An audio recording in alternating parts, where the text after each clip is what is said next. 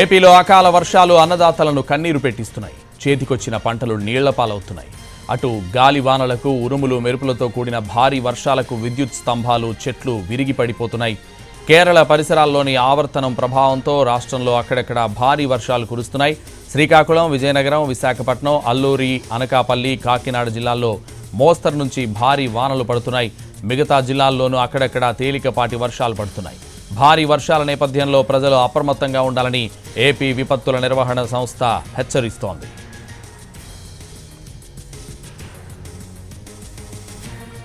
వర్షాలు విజయవాడను కుదిపేశాయి. రహదారులు జలమయమై వాహనదారులు ఇబ్బందులు పడ్డారు. Benz circle, Moghalrajpuram, Eluru road తదితర ప్రాంతాల్లో కురిసిన వర్షానికి లోతట్టు ప్రాంతాల్లో వరద చేరింది. అనంతపురం, పుట్లూరు మండలంలో గాలి వానకు సాగులో ఉన్న పండ్ల తోటలకు భారీ నష్టం చేకూరింది. సుమారు 500 ఎకరాల్లో అరటి, 5 ఎకరాల్లో బొప్పాయి తోటలు నేలకొరిగాయి.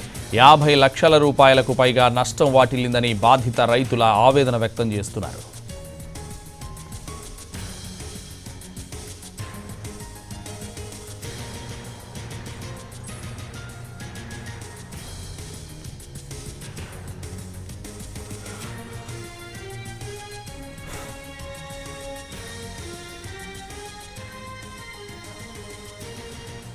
విడపనకల్లు మండలంలో కురిసిన భారీ వర్షానికి వాగులు, వంకలు పొంగి పొర్లుతున్నాయి.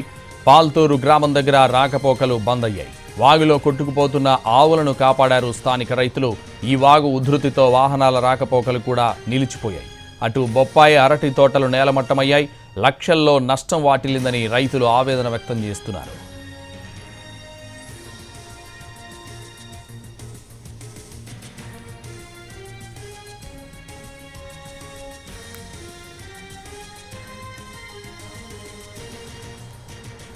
ఈదురుగాలులతో కూడిన వర్షంతో సిరిసిల్ల జిల్లా ప్రధాన రోడ్లపై చెట్లు విరిగిపడ్డాయి.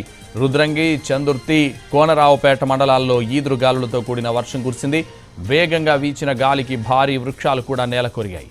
వాహనదారులు ఇబ్బందులు పడ్డారు. కొనుగోలు కేంద్రాల్లో ధాన్యం కుప్పలపై పైకప్పిన కవర్లు సైతం గాలికి కొట్టుకుపోయాయి. ధాన్యాన్ని కాపాడుకునేందుకు తీవ్ర ఇబ్బందులు పడ్డారు రైతులు.